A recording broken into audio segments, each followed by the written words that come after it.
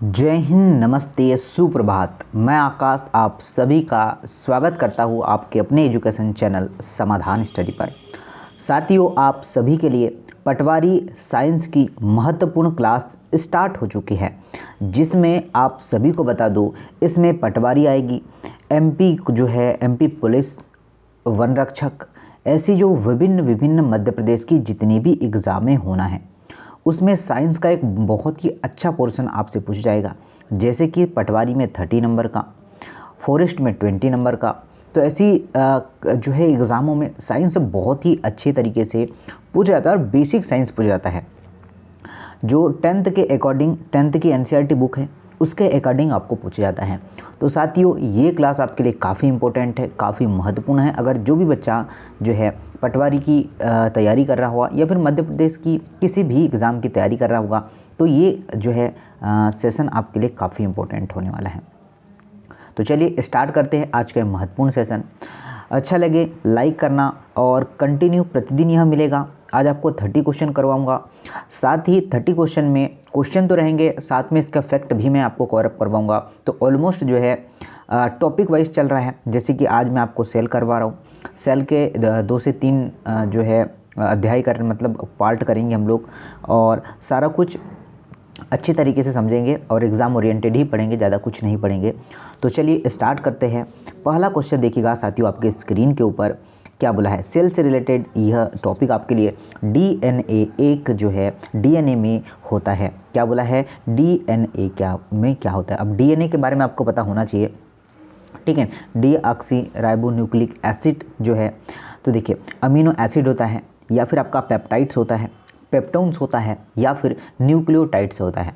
तो आप लोग बिल्कुल सभी बच्चे जानता है कि इसमें क्या होने वाला है, न्यूक्लियोटाइड्स होता है। क्या होता है, न्यूक्लियोटाइड होता है। तो ये जो है राइट आंसर होगा ऑप्शन नंबर डी। ठीक है साथियों, क्या राइट आंसर होगा, ऑप्शन नंबर डी होगा। देखिए ठीक है, इसमें जो है न्यूक्लियोटाइड होता है, एमिनो अम्ल 20 प्रकार के होते हैं, ये आपको ऑलमोस्ट पता ही है। ओके, चलिए आगे चलते हैं। पेप्टोन और पेप्टाइड्स जो है आमाशय के जो है HCl जठर रस से निकलते हैं। कौन कौन से, पेप्टोन्स और आपके पेप्टाइड्स दोनों ही कहाँ से निकलते हैं, HCl से, जठर रस से निकलते हैं, जो कहाँ होता है आपके आमाशय में मौजूद होता है। चलिए आगे चलते हैं, अगले क्वेश्चन को देखते हैं क्या है। क्वेश्चन बोला गया है कि कोशिका में प्रोटीन संश्लेषण का स्थान होता है। कोशिका में प्रोटीन संश्लेषण का स्थान होता है माइटोकॉन्ड्रिया में, केंद्रक में, राइबोसोम में और जो है केंद्रक में। तो करेक्ट आंसर की बात करें साथियों, आप सभी लोगों ने राइबोसोम लगाया है। क्या साथियों, अगर आप सभी साथियों का आंसर आ रहा है राइबोसोम, इसका मतलब आपने सही आंसर चूज़ किया है। क्या लगाया है आपने, सही आंसर चूज़ किया है। तो करेक्ट आंसर की बात क्या है, राइबोसोम। अब हम लोग थोड़ा जान लेंगे इसके बारे में, सेल्स के बारे में। तो देखिए जैसे कि आपको पता है सेल जो आपकी सेल है, सेल नाम किसने दिया था, तो रॉबर्ट हुक। कौन से वैज्ञानिक थे, रॉबर्ट हुक। ओके, कब दिया था, 1665 में दिया था। कब दिया था साथियों, 1665 में रॉबर्ट हुक ने इसका नामकरण दिया था। ओके, और देखिए अब हम थोड़ा यहाँ पर मैंने सारा डिटेल आपके लिए लिख के रखा है, तो चलिए इसी को हम लोग जानते हैं। जैसे कि आपको ध्यान दीजिए, माइटोकॉन्ड्रिया है, माइटोकॉन्ड्रिया को कोशिका का जो है पावर हाउस, मतलब पावर हाउस ऑफ सेल किसे कहा जाता है, तो माइटोकॉन्ड्रिया कहा जाता है। और इनमें जो है कोशिकीय श्वसन की क्रियाएं होती हैं, जो कि यह आपका ATP ADP के रूप में होती है, एडेनिन ट्राइफॉस्फेट और एडेनिन डाइफॉस्फेट। ADP का फुल फॉर्म आपको पता होना चाहिए। आगे चलते हैं, अगर आपसे बोला जाए केंद्रक की खोज किसने की, क्या बोला जाए, अगर आपसे बोला जाए केंद्रक की खोज किसने की, तो रॉबर्ट ब्राउन। कौन थे वैज्ञानिक, रॉबर्ट ब्राउन थे। कब किया था, ये आपको पता होना चाहिए, 1831 में किया था। कब किया था, 1831 में रॉबर्ट ब्राउन ने सेल मतलब केंद्रक की खोज किया था।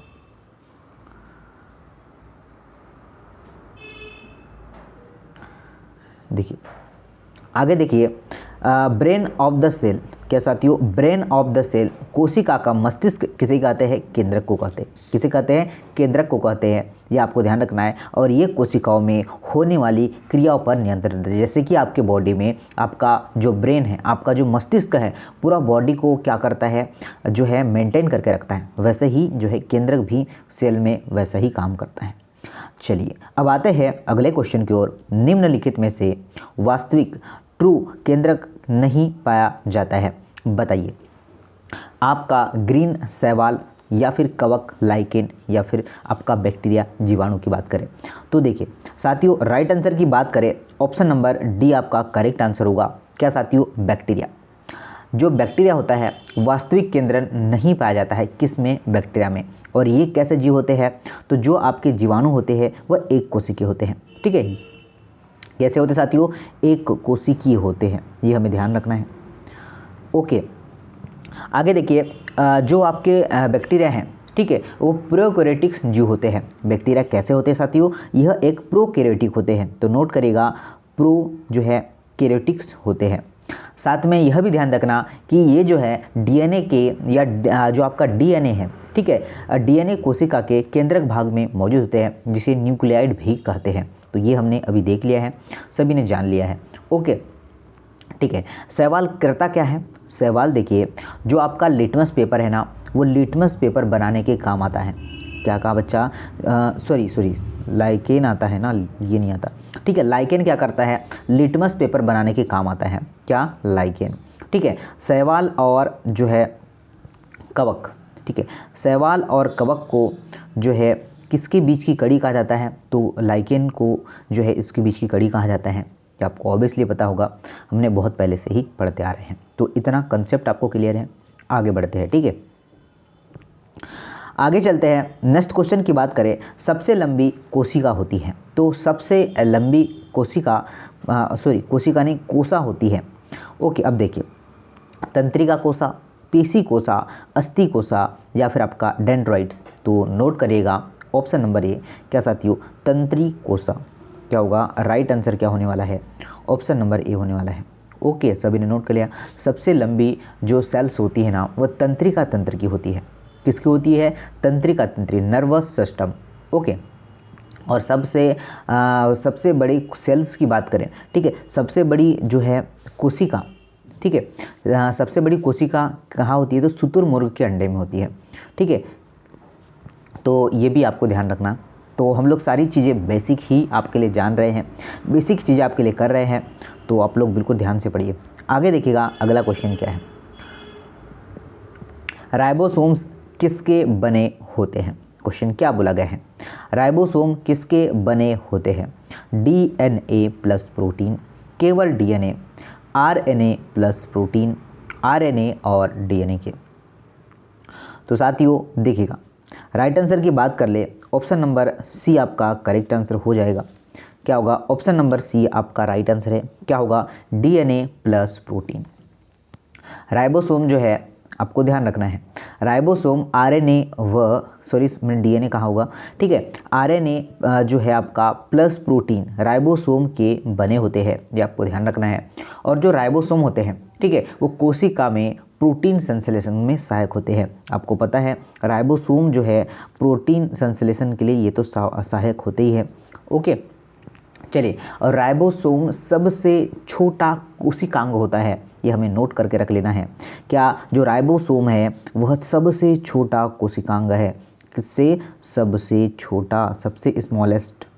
ओके, चलिए आगे चलते हैं। ये तो हमने जान लिया, सेल शब्द किसने प्रतिपादित किया, तो आपका रॉबर्ट हुक 1665 में। ओके, तो ये हमने अभी जान लिया है आपके समक्ष। आगे चलते हैं, जैसे कि 1600 जो है 76 में एवी जो है लेवेनहॉक ने क्या किया था, बैक्टीरिया की खोज किया था, ये हमें ध्यान रखना है। रॉबर्ट ब्राउन ने 1831 में केंद्रक की खोज किया था। ठीक है, तो ये बेसिक चीज़ें हमें थोड़ा पता होना चाहिए। लाइसोसोम जो है क्या बोला है, आत्महत्या का थैला या फिर थैली है, क्यों इसका रीज़न आपको पता होना चाहिए। तो देखिए, पहला है आपका जल अपघटन एंजाइम, सेकंड की बात करें तो परजीवी क्रियाएं, सी की बात करें तो भोजन रिक्तिका, और डी की बात करें अपचायी एंजाइम्स। तो साथियों देखिएगा, अगर लाइसोसोम की आत्महत्या की थैली कहते हैं, ये पॉइंट आपको याद होना चाहिए, एग्ज़ाम में जो है टॉपिक में क्वेश्चन बन सकता है। देखिए, लाइसोसोम को जो आत्महत्या की थैली क्यों कहा जाता है, क्योंकि इसमें जल अपघट्ट एंजाइम मौजूद होते हैं। ओके, करेक्ट आंसर होगा ऑप्शन नंबर ए। क्या होगा? Option number A. ठीक है,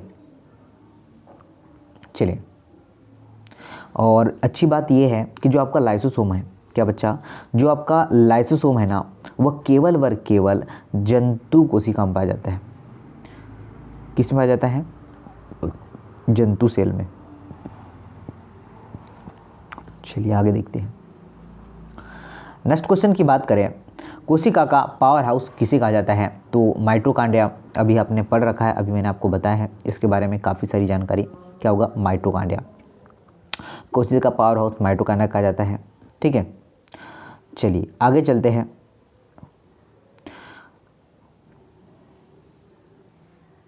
न्यूक्लियोसोम की बात करें, देखिए न्यूक्लियस के अंदर एक गोल आकृति होती है जिसे न्यूक्लियस कहते हैं, और यह आरएनए एवं प्रोटीन संश्लेषण के लिए सहायक होता है। हमने पहले क्वेश्चन में इसे देखा है। आगे देखिएगा, नेक्स्ट क्वेश्चन देखिए साथियों क्या है, और सारा कंटेंट साथियों आपका जितना भी कंटेंट मैं आपको करवा रहा हूँ और जितना भी कंटेंट यहाँ से आपको मिलने वाला है, सारा प्रीवियस ईयर का होने वाला है। मतलब जिस एग्ज़ाम, जितनी भी अभी तक, चाहे वो एमपी के एग्ज़ाम हो, चाहे वो एसएससी हो, तो साथियों जिन भी एग्ज़ामों में साइंस के जो महत्वपूर्ण क्वेश्चन पूछे गए हैं वो मैंने यहाँ पर एकत्रित किया है आप लोगों के लिए, और वही मैं आपको करवा रहा हूँ। मतलब जो हर क्वेश्चन है वो कोई ना कोई एग्ज़ाम में आपसे पूछा गया है, मतलब प्रीवियस ईयर का सारा कंटेंट आपको प्रोवाइड होगा। इस्ट क्या है? प्रोकैरियोटिक्स है या फिर यूकैरियोटिक्स है, एक कोशिकीय है या फिर आपका बहुकोशिकीय है। तो नोट करिएगा, जो ईस्ट होता है वो यूकैरियोटिक्स होता है। कैसा होता है? यूकैरियोटिक्स होता है और एक कोशिका का होता है। ठीक है, चलिए एक कोशिकीय। चलिए, तो राइट आंसर की बात करें, इसका राइट आंसर आपका, चाहे वो आप लोग बी करिए चाहे सी, बोथ ही इसका करेक्ट आंसर होना चाहिए। ठीक है, दोनों ही। ये जो ईस्ट होता है वो एक कोशिकीय होता है और साथ में बहुकोशिकीय भी होता है, तो दोनों चीज़ें आपको पता होना चाहिए। ठीक है, तो दोनों नोट करके रख लीजिएगा। ओके, चलिए देखिए यहाँ पर मेरे को ध्यान दीजिएगा, जो आपका बहुकोशिकीय जीव की बात करें, तो वैसे जीव जिनका शरीर एक से अधिक कोशिकाओं का बना होता है उसे क्या कहते हैं? बहुकोशिकीय कहते हैं। क्या कहते हैं साथियों? बहुकोशिकीय कहते हैं। और एक कोशिकीय किसे कहते हैं? जो है एक कोशिकीय की बात करें तो ऐसे कोशिकाएं, जीव वैसे जिनका शरीर एक कोशिका का बना होता है। ठीक है, जैसे कि अमीबा, युगलिना, ये एक कोशिकीय होते हैं। जैसे मानव है, डॉग है, ये सारे, टाइगर, ये सब जो है बहुकोशिकीय है। तो दोनों डिफरेंट आप लोग समझ चुके हैं। एक कोशिकीय में कौन आएगा, बहुकोशिकीय में कौन आएगा। मानव शरीर बहुकोशिकाओं का है। ओके, चलिए आगे चलते हैं। नेक्स्ट क्वेश्चन की बात करें, देखिए सभी कवक सदैव होते हैं। सभी कवक सदैव होते हैं। स्वपोषी, विविधपोषी, परजीवी, मृतोपजीवी। तो नोट कर लीजिएगा साथियों, राइट आंसर की बात करें ऑप्शन नंबर डी, मृतोपजीवी। सभी कवक सदैव मृतोपजीवी होते हैं। कैसे होते हैं? मृतोपजीवी होते हैं। अब देखिए सारे थोड़ा ध्यान दीजिएगा, सभी बच्चे यहाँ पर देखिए, जो आपके स्वपोषी होते हैं, ठीक है ना बच्चा, क्या बोला मैंने? जो आपके स्वपोषी होते हैं, मृतोपोषी तो इसका करेक्ट आंसर है। जो स्वपोषी होते हैं वैसे जीव जो अपना भोजन स्वयं बनाते हैं। स्वपोषी मतलब स्वयं, स्व मतलब स्वयं। तो जो जीव अपना भोजन स्वयं बनाते हैं उन्हें जो है प्रकाश संश्लेषण की प्रक्रिया में कौन बनाता है? जो स्वयं अपना भोजन बनाते हैं, आपके हरे पेड़ पौधे। कौन साथियों? हरे पेड़ पौधे। बात करें परपोषी की, ठीक है बच्चा, किसकी बात करें? परपोषी। तो विविधपोषी जिसे हम लोग परपोषी कहते हैं, तो वैसे जीव जो अपना भोजन के लिए दूसरों पर आश्रित रहते हैं, जैसे कि मनुष्य। ओके, मनुष्य है, हाथी है, मोर है, आपका घोड़ा है, ये दूसरों पर आश्रित रहते हैं। क्या हम खुद जो है भोजन बनाते हैं क्या? ठीक है, अरे भाई साहब वैसी बात नहीं है, खुद तो भोजन बनाते ही है, पर वो ऐसा नहीं। ठीक है, इसका मतलब दूसरा है और आप दूसरा मतलब मत सोच लीजिएगा। तो देखिए जो हरे पेड़ पौधे, जैसे हरे पेड़ पौधे खुद ही अपना स्वयं ही भोजन बनाते हैं, खुद उगते हैं, ठीक है, उन्हें हम लोग खाते हैं। चलिए आगे चलते हैं। अब नेक्स्ट क्वेश्चन देखिए क्या है। कवकों में संचित भोज्य पदार्थ होता है, क्या है? कवकों में संचित भोज्य पदार्थ प्राय होता है। मांड होता है, लिपिड होता है, प्रोटीन होता है, या फिर आपका जो है ग्लाइकोजीन, जिसे हम लोग तेल भी खाएंगे। तो नोट करिएगा, राइट आंसर की बात करें तो आपका राइट आंसर होगा glycogen. Glycogen is right answer. Option number D आपका करेक्ट आंसर होगा। सभी लोगों ने नोट कर लिया होगा। ओके, कवकों में भोज्य पदार्थ प्राय जो है आपका ग्लाइकोजन होता है, इसके रूप में होता है। आगे देखिए नेक्स्ट क्वेश्चन की बात करें, ज़रा नोट कर लीजिएगा चीज़ों को, कि आरएनए की संरचना में डीएनए में उचित थायमीन के स्थान पर क्या होता है? क्या बोला है, ज़रा ध्यान दीजिएगा।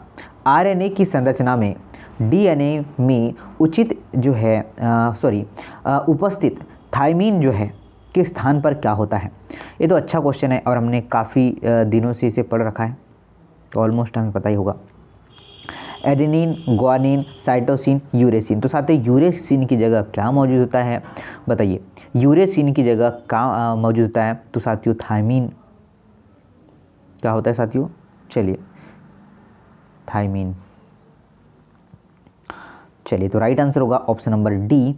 ये थायमीन की जगह यूरेसिन होता है, ये होगा। हमने उल्टा बोल दिया है, ये देखिए, ठीक है। चलिए आगे चलते। नेक्स्ट क्वेश्चन की बात करें, ध्यान दीजिएगा। निम्न में से कौन सबसे छोटा जीव होता है? निम्न में से कौन सबसे छोटा जीव होता है? क्वेश्चन आपके स्क्रीन पर है।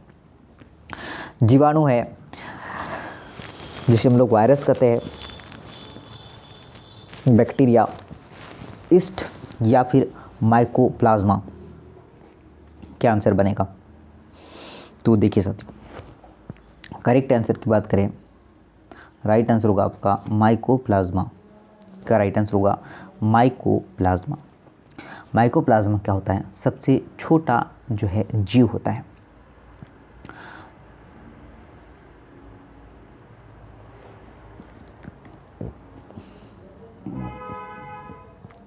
पृथ्वी पर सबसे पहला जीव आपका आर्च बैक्टीरिया है।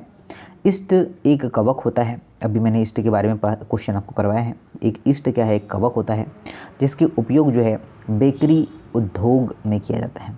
ओके, ईस्ट में होता है आपका B1, B2, B7 इत्यादि इसमें पाया जाता है। किसमें? ईस्ट में। कौन से विटामिन की बात करें तो B1, B2 और B7 भी मौजूद होता है। चलिए आगे देखिए, नेक्स्ट देखिए आपका जो है प्लाज्मा मेम्ब्रेन्स, प्लाज्मा झिल्ली प्रोटीन संश्लेषण में सहायता करती है। केवल जल के कोशिका में प्रवेश और निकास को नियंत्रित करती है। कोशिका में जल, खनिज, लवणों के प्रवेश या निकास को नियंत्रित करती है और पादप कोशिकाओं को कोशिकांगों की सुरक्षा करती है।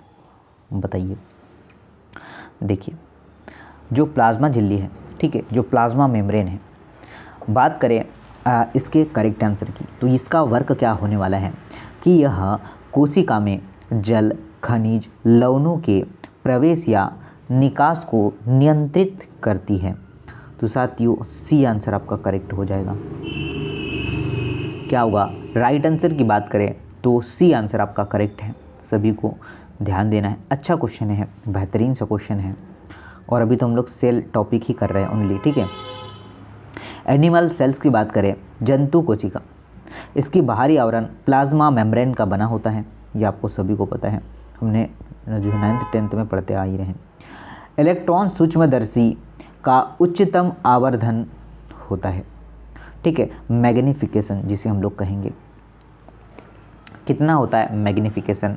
तो साथियों ये होता है आपका 2 लाख गुना। क्या राइट आंसर होगा? ऑप्शन नंबर डी होगा। ओके, आगे देखिए, एक एंगस्ट्रॉम बराबर होता है। तो ये आपको मैं फिजिक्स की क्लास में करवाऊंगा, ठीक है बच्चा। ये जो चीज़ें हैं, जो आपका deci centi milli micro nano pico femto, ये सारी चीज़ें मैं फिजिक्स में आपको करवाऊँगा, ठीक है। और एक बार पढ़िएगा, दोबारा पढ़ने की आवश्यकता नहीं पड़ेगी, ऐसे पढ़ेंगे हम लोग। तो एंगस्ट्रॉन मतलब क्या होता है, 10⁻10 की पावर, ये होता है एंगस्ट्रॉन। तो ऑप्शन नंबर जो है आपका डी करेक्ट है, ठीक है। और माइक्रो की बात करें तो ये माइक्रो इस ऐसा सिंबल होता है, 10⁻6 माइक्रो होता है, ठीक है। तो ये मैं आपको फिजिक्स में करवाऊँगा, तो आप लोग निश्चिंत रहिए और बिल्कुल अच्छे से बेहतरीन तरीके से स्टडी करिए। एक कोशिका में सर्वाधिक पाए जाने वाले पदार्थ हैं, एक कोशिका में सर्वाधिक पाए जाने वाले पदार्थ हैं, न्यूक्लिक अम्ल, वसा जिसे फैट कहेंगे, कार्बोहाइड्रेट या फिर प्रोटीन, बताइए ज़रा। तो साथियों नोट करिएगा, कोशिका में सबसे अधिक प्रोटीन पाया जाता है। क्या पाया जाता है, जो सेल है उसमें सबसे अधिक बात करें तो प्रोटीन ही मौजूद होता है, ठीक है। चलिए, और प्रोटीन क्या करता है, सेल के निर्माण के लिए आवश्यक होता है, ठीक है। क्या बच्चा, जो प्रोटीन है वह सेल के निर्माण के लिए आवश्यक होता है, किसके लिए, सेल के लिए। तो ध्यान रखना, ऑप्शन नंबर जो है डी करेक्ट है। आइए जरा आगे, जो आपका सेल थ्योरी है, सेल थ्योरी का जो है प्रतिपादन किया 1839 में।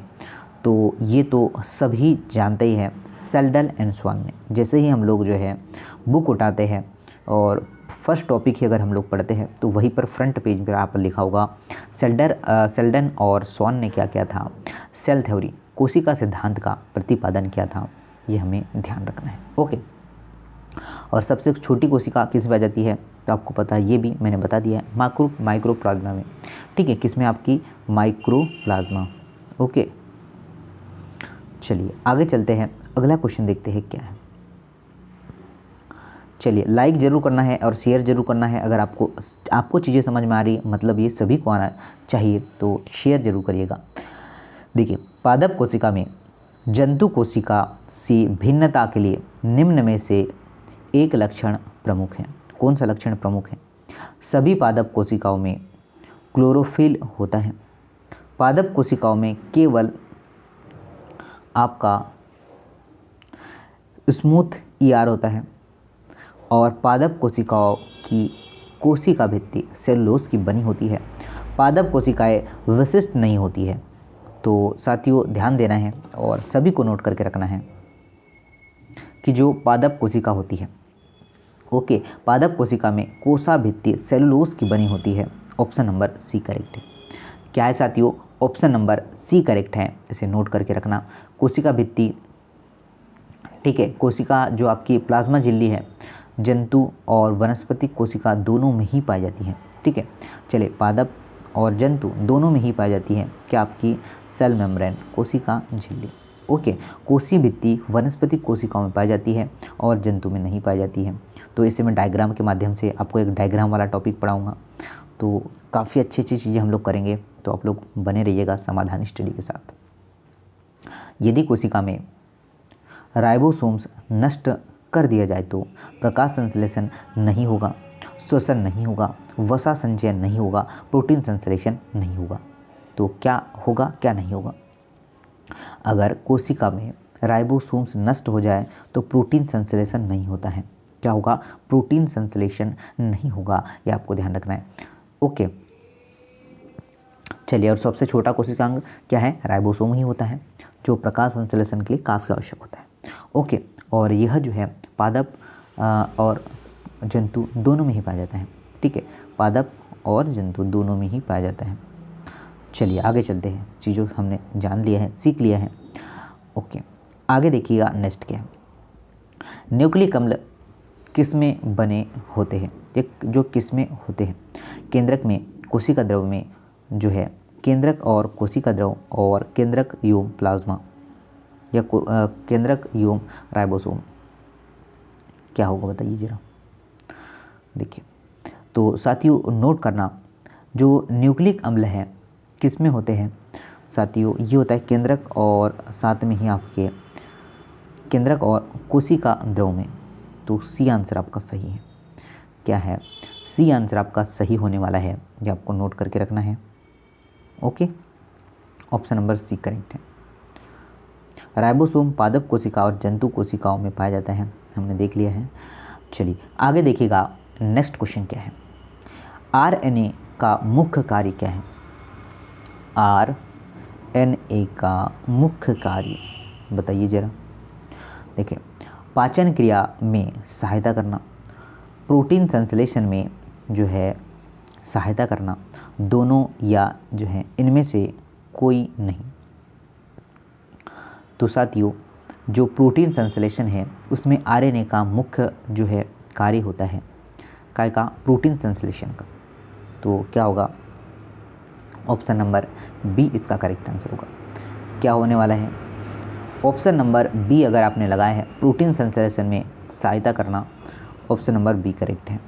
ओके, चलिए आगे देखिए। डीएनए का मूल जो है मात्रक है, डीएनए का मूल मात्रक है विटामिन, न्यूक्लियोटाइड्स, न्यूक्लियोटाइड्स और वसा। तो साथियों, न्यूक्लियोटाइड्स इसका राइट आंसर होगा। क्या होगा? न्यूक्लियोटाइड्स इसका राइट आंसर होगा। डीएनए का मूल मात्रक की बात करें तो न्यूक्लियोटाइड्स होगा। क्या होगा? न्यूक्लियोटाइड। ऑप्शन नंबर सी इसका करेक्ट आंसर होगा। और आपको पता है, ठीक है, चलिए वो तो हम लोग बाद में जानेंगे ये चीज़ों को। नेक्स्ट क्वेश्चन की बात करें, देखिए, निम्नलिखित की कोशिका सूक्ष्मतम जीवित कोशिका होती है? बैक्टीरिया, ब्रेड मोल्ड, माइकोप्लाज्मा और वसा। तो साथियों नोट करिएगा, क्या? माइकोप्लाज्मा। क्या होगा? माइकोप्लाज्मा इसका बिल्कुल करेक्ट आंसर होगा, ऑप्शन नंबर सी। ठीक है, और जीवाणु में जो है गोल आपका डीएनए पाया जाता है, ये भी हमें ध्यान रखिएगा। सारा चीज़ें आपके लिए लिखी है। पीडीएफ के लिए टेलीग्राम ग्रुप समाधान स्टडी ज्वाइन कीजिएगा, ठीक है। क्या नाम है? समाधान स्टडी। इसका लिंक भी मैंने डिस्क्रिप्शन बॉक्स में दे दिया है, डिस्क्रिप्शन बॉक्स से आप लोग इसे डाउनलोड कर सकते हैं। आगे आइएगा, और प्रतिदिन आपको क्लास मिलेगी फिजिक्स, केमिस्ट्री, जूलॉजी, आपका जो बेसिक चीज़ें हैं वो हम लोग कवर करेंगे। प्याज को छीलने या काटने पर आँखों में प्रभुत्व मात्रा में आंसू आने का कारण क्या होता है? प्लाज्मा की कोशिकाओं में विद्यमान गंधक, आपका गंध, या फिर कोशिका में एमिनो एसिड की उपस्थिति, मैग्नीशियम की उपस्थिति, या आपका अमोनिया गैस की उपस्थिति। तो साथियों राइट आंसर की बात करें, ऑप्शन नंबर ए ही होने वाला है। क्या? कि प्लाज्मा की कोशिका में विद्यमान गंधक, ऑप्शन नंबर ए आपका राइट आंसर है। ओके, प्याज की कोशिका में विद्यमान गंधक के कारण ही जो है प्याज को छीलने या काटने पर आँखों में आंसू निकलते हैं। ओके, चलिए आगे चलते हैं। नेक्स्ट क्वेश्चन नोट करिएगा साथियों, कोशिका में भोजन या ग्लूकोज का ऑक्सीकरण कहाँ होता है? तो जो है क्रोमोसोम, कोसा द्रव, केंद्रक, या फिर माइटोकॉन्ड्रिया। तो आपको पता है कि माइटोकॉन्ड्रिया ही इसका करेक्ट आंसर होने वाला है। क्या होगा? Mitochondria is right answer. कोशिका में भोजन या ग्लूकोज का ऑक्सीकरण की बात करें तो ये होता है आपका क्या? माइटोकॉन्ड्रिया में। ओके, चलिए, ब्रेन ऑफ सेल किसे कहा जाता है? केंद्रक को कहा जाता है, मैंने इसके पहले ही आपको करवाया है। ओके, कोशिका गतिविधियाँ नियंत्रित की जाती है क्लोरोप्लास्ट द्वारा, माइटोकॉन्ड्रिया द्वारा, आपका साइटोप्लाज्मा द्वारा, या फिर न्यूक्लियस द्वारा। क्या आंसर होगा? कोशिका गतिविधियाँ नियंत्रित की जाती है, ऑप्शन नंबर डी के अंतर्गत। क्या साथियों? न्यूक्लियस द्वारा, ऑप्शन नंबर डी होने वाला है। न्यूक्लियस द्वारा कोशिका की गतिविधियाँ नियंत्रित की जाती है। नोट कर लीजिएगा, डी आंसर करेक्ट होने वाला है। ओके, क्लोरोप्लास्ट में क्लोरोफिल पाया जाता है, ये हमें ध्यान रखना है। काफ़ी छोटी छोटी चीज़ें हैं वह हमें ध्यान रखना है, एग्ज़ाम ओरिएंटेड काफ़ी इंपॉर्टेंट है। वनस्पति कोशिका तथा प्राणी कोशिका का जो है अंतर किसकी उपस्थिति से स्पष्ट होता है? कोशाभित्ति, माइटोकांड्रिया, केंद्रक या फिर प्लाज्मा झिल्ली। तो साथियों नोट करिएगा, कोशाभित्ति इसका करेक्ट आंसर होगा। सेल वॉल, जिसे हम लोग क्या कहते हैं, सेल वॉल कहते हैं। ओके, सेल वॉल के कारण ही जो आपका प्लांट सेल एवं एनिमल सेल्स में अंतर पाया जाता है, ध्यान रखना। और कोशिका भित्ति सिर्फ पादप कोशिकाओं में पाई जाती है, किसमें, ओनली और ओनली जो है पादप में, प्लांट में ओनली ओनली। चलिए, तो साथियों ये आपके ऑलमोस्ट काफ़ी शानदार सी क्लास थी। मुझे अपना रिस्पॉन्स ज़रूर बताइएगा कि आपको क्लास कैसी लगी। ओके, ताकि और बेस्ट से बेस्ट आपको चीज़ें प्रोवाइड हो। ऑल द बेस्ट, शेयर करना। ओके साथियों, ताकि हर बच्चा इस बार जो है एक पोस्ट हासिल कर सके। और लाइक करना, और नए अगर आप लोग चैनल पर हैं तो सब्सक्राइब करना। चलिए, जय हिंद, मिलते हैं अगली क्लास में। वंदे मातरम।